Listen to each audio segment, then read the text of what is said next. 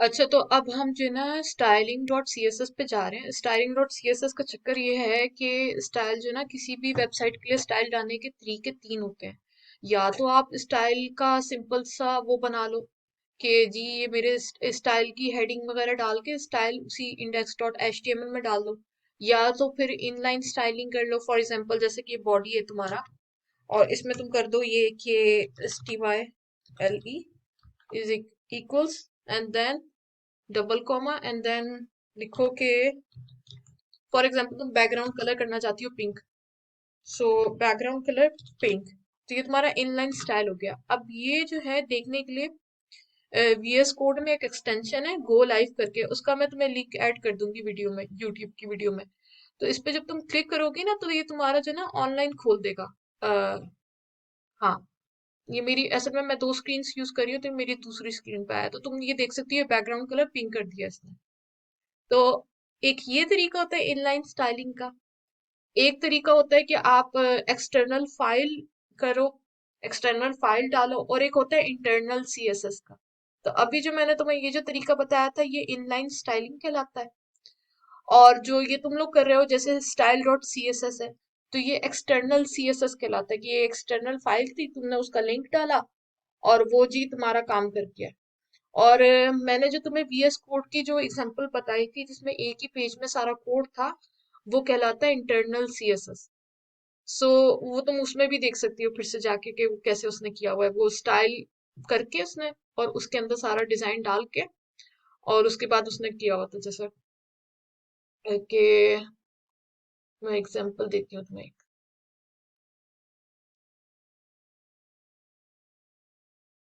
नहीं, अभी एग्जांपल आ नहीं रही, चलो बाद में तुम बताऊंगी, लेकिन ये है कि अभी एक्सटर्नल सीएसएस पे हम बात करते हैं कि इसमें करना क्या होता है। हमने एक्सटर्नल सीएसएस की फाइल का लिंक ऐड करने के लिए हमें लिखना होता है लिंक और आर ई एल इक्वल्स फिर डबल कॉमा फिर style S H W T और फिर एच रेफ में तुमने नाम लिखना होता है बेसिकली।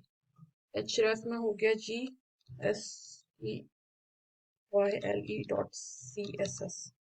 और बेसिकली फाइल का नेम सबसे ज्यादा इंपॉर्टेंट होता है, तो तुमने इसको कर दिया। और अब ये भले तुम हटा दो, ये तुम हटा दो इसको, भले बैक कर दोगी तो वो आता रहेगा। अच्छा, यहाँ पे एक और तरीका भी होता है। वो तरीका ये होता है कि बाज दफा ना, अच्छा C T R L B दबाया तो वो हमारा साइड पे हट गया। अब तुम्हारे पास यहाँ पे style dot C S S खुली हुई है और index dot H T M L. तो तुम इन दोनों फाइलों में ना एक वक्त पे भी काम कर सकती हो, ऐसे करके कि तुम यहाँ पे क्लिक करोगी ना तो एक तुम्हारी वो खोल देगा index dot H T M L और एक जगह ये तुम्हारी style dot C S S खोल देगा। तो उसका खोलने का तरीका ये है कि तुम index dot H T M L करो, अपनी खोले रखो और कंट्रोल बी दबाओ और फिर तुम style dot C S S पे क्लिक करो और फिर तुम जो ना कंट्रोल बी दबा के साइड का बार बंद कर दो क्योंकि तुम्हारे पास होगी एक स्क्रीन। और फिर तुम इस पे दबाओगी तो वो तुम्हारा style dot C S S एक अलग उसमें खोल देगा।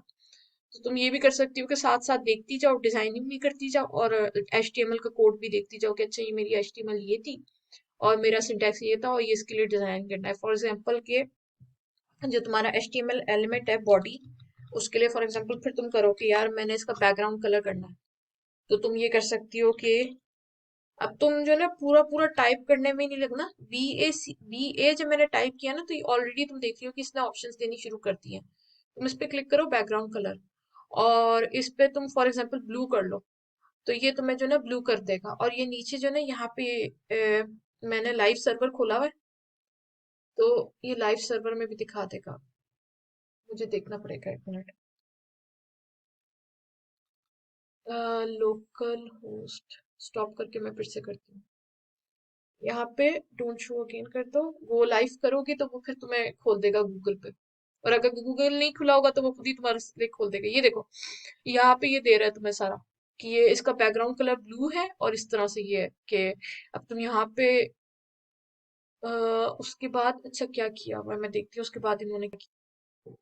अच्छा, जो अभी तुमने अभी जो मुझे समझ में आई है वो ये समझ में आई है कि तुम लोगों ने ना एक डिव बनाया है जिसकी क्लास का नाम है हेडर।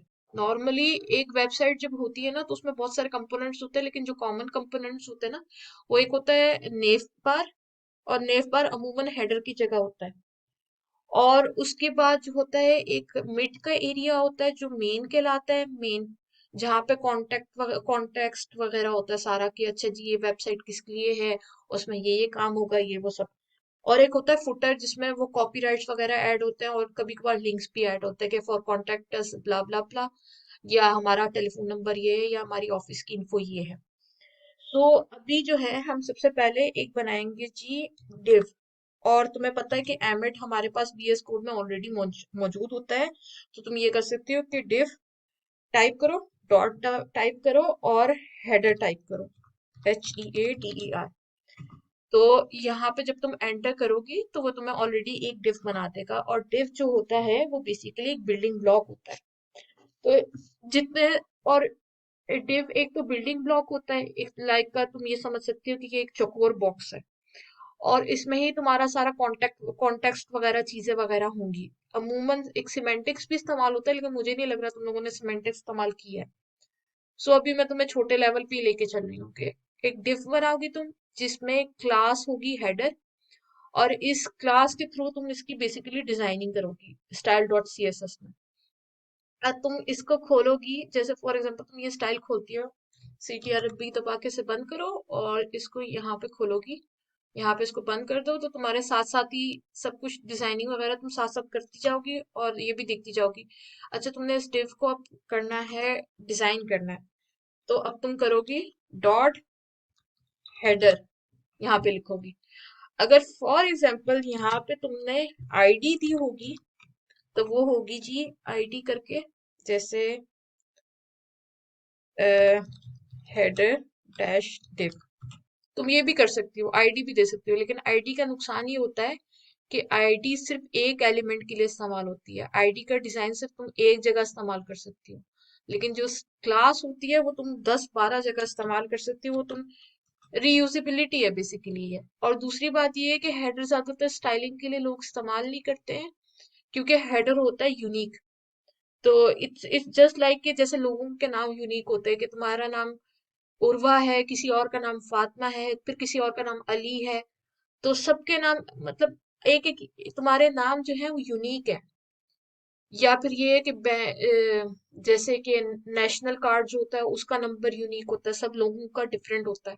ये पता करने के लिए कि यार ये बंदा ये नहीं है, जैसे दो उर्वाएं हैं तो उनके नंबर अलग होंगे कि ये उर्वा अलग है ये उर्वा अलग है। तो इस तरह से जो ना आईडी होती है। और आईडी जो ना ये सबसे ज्यादा आईडी का इस्तेमाल जो ना JS में हो सकता है, जावास्क्रिप्ट जब तुम लोग यूज करोगे, क्योंकि बास एलिमेंट्स की तुम लोगों को आईडी चाहिए होगी और वो यूनिक होनी चाहिए, तो इसलिए तुम इस्तेमाल कर सकते हो। अमूमन स्टाइलिंग में ज्यादातर लोग आईडी नहीं इस्तेमाल कर सकते। और यहाँ पे जो हेडर है, अच्छा यहाँ पे हेडर का इमेज भी है कोई, IMG। ये जो इमेज है ना बेसिकली ये पता है क्या है, ये एक है HTML एलिमेंट। और इसको तुम अगर सिंपल करोगे ना IMG लिखोगी तो वो तुम्हें दे रहा है सारा इमेज, एस वो एस साइज और एस और सारी ऑप्शन दे रहा है। तुम डायरेक्टली इमेज पे क्लिक कर दो तो वो तुम्हें लिंक मांगेगा SRC करके और ELT करके। ELT वैसे मैं तुम्हें रिकमेंड करूंगी लिखो, जैसे कि बैकग्राउंड IMAGE। क्यों? क्योंकि अगर ये इमेज किसी वजह से नहीं आएगा ना, डिस्प्ले नहीं होगा, तो ये टेक्स्ट डिस्प्ले हो रहा होगा जो वो बता रहा होगा कि अच्छा जी ये बैकग्राउंड इमेज है आपका। और जो लोग जो कि वेबसाइट इस्तेमाल करते हैं लेकिन देख नहीं सकते हैं खाली सुनते हैं, उनके लिए हेल्पफुल होता है कि अच्छा जी अभी बैकग्राउंड इमेज है फिर उसके बाद ये आया है। तो ये एक तरह से ये है कि जो लोग मतलब जो लोग देख नहीं सकते और वो वेबसाइट यूज कर रहे होते हैं कोई इंफॉर्मेशन लेने के लिए, तो उनके लिए हेल्प आउट करता है ये।